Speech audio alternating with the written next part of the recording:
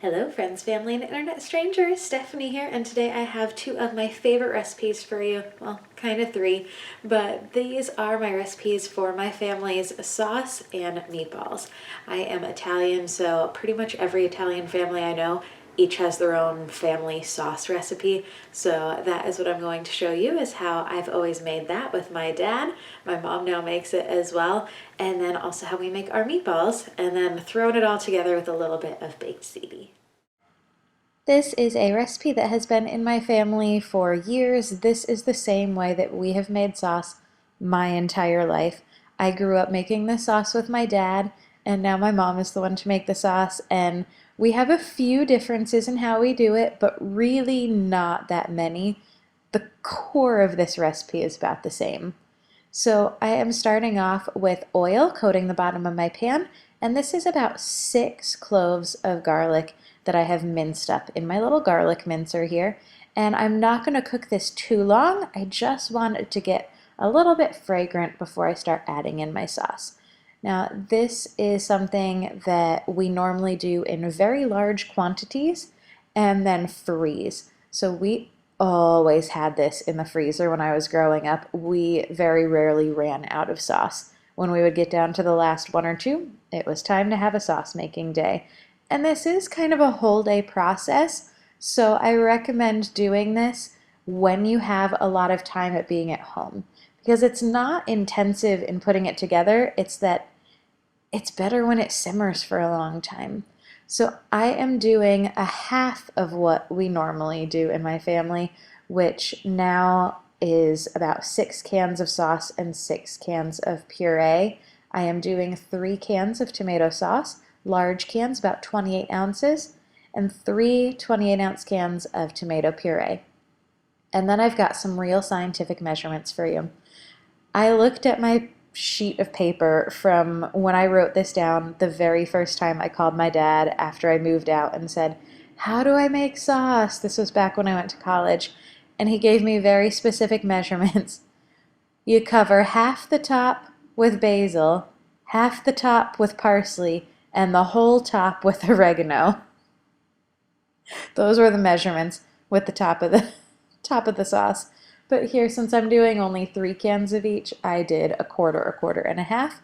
And then as you do it, you can add more to taste. And then I didn't get video of it, but I put 2 bay leaves in there as well. This is really random, I know, but I want to show you how much water I use. So this is one of the parts that I would always do when I was growing up. I was in charge of opening the cans and then cleaning out the cans. So to each can, I add just a little bit of water. So I start with 1 can, add a little bit of water, and then pour it into the next can. And then add a little bit more water and rinse it out, and then add that to the next can. And by the time I am putting this into the sauce, I've got about 1 can worth of water with all of the extra sauce that was in the cans all put in there. So I'm going to add that in before I mix it all up with my spices. Give that a really good stir. Now the key to this is letting it simmer pretty much all day. So I did this in the early afternoon and then kept it going all day.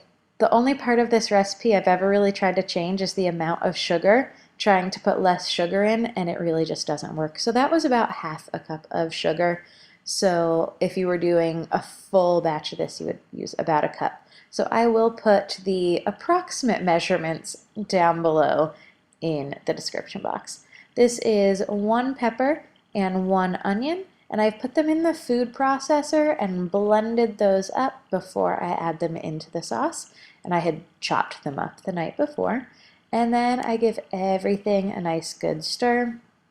Once it's all stirred up, I taste it. I decide to add a little bit more seasoning to it. So just a small amount of these. Now, my mom, when she makes the sauce, she does use actual measurements. She does 1/3 cup of each. But I stuck to my dad's measurement system of covering a certain proportion of the top of the saucepan. Once this is all mixed up, I put a cover on it, and I just let this simmer all day, stirring it every half hour or so to make sure it doesn't stick to the bottom. In addition to this, we also always had meatballs. So I'm going to show you how we make meatballs as well, starting with getting my pan ready. I am using one of these roasting pans, and this is the one that came with my air fryer. And I've got water in the bottom so that it doesn't start to burn and it helps it steam a little bit. I'm coating this in cooking spray. I have olive oil cooking spray, so that's what I used. And I like to use a mixture of ground beef and pork. Some places call this meatball mix or meatloaf mix. My grocery store just called it ground beef and pork blend. So I have 2 pounds of it. The proportions on this one are really easy. It's 1 to 1 to 1 to 1 to 1. So since I'm doing 2 pounds, I've got 2 pounds of meat, 2 eggs, 2 cups of Italian breadcrumbs, and 2 cups of water. So 1 to 1 to 1 ratio, really easy to remember this one. And then I'm going to mix this all together. You don't want to over-mix your meatballs, because if you over-mix them, it doesn't have that amazing texture. So it's not going to be terrible if you over-mix it, but you don't want to overwork it too much. So I only worked this for about 1.5 minutes until everything was really well combined. I use gloves. My dad always said that the secret ingredient to our meatballs was the dirt underneath your fingernails, but I have germ issues, so I decided to use gloves. My mom always uses gloves when she does this as well, and it's a whole process just rolling out meatballs. So this took a while. Decided to speed it up for you, and I'm only going to show you how I did about half of these. But I am just putting these out on a pan, alternating rows of 2 and 1, so they're not all completely clumped together, but if they're touching, that's not a problem. And then this is what they look like after about 40 to 45 minutes at 375, baking those for again about 40 to 45 minutes.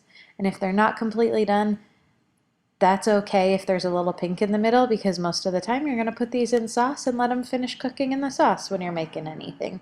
So this night I decided to do a little bit of a baked ziti style dish. I made some penne pasta. I layered this with some sauce, some meatballs, some ricotta cheese there in the middle, another layer of pasta, and then mozzarella and Parmesan cheese on top. I'm going to cover this up with foil and bake it. Since everything was already warm because I just made it this day, I only baked it for about 20 minutes or so, and then took the foil off for the last few minutes to make sure that cheese was nice and melty. And this was my really yummy baked ziti. I served it with some of this Mama Cozy's Aldi brand of the take and bake garlic breadsticks with cheese. They were so good, and I hope y'all try this and enjoy.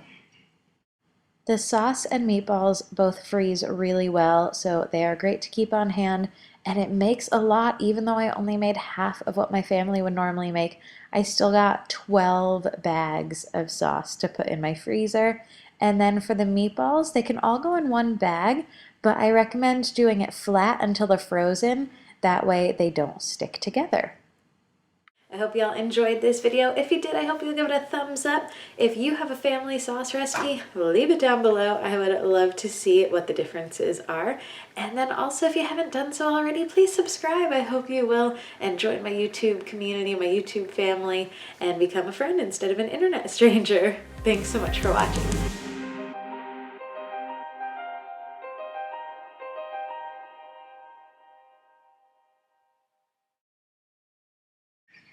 I love the sauce. I hate the cleanup and the mess.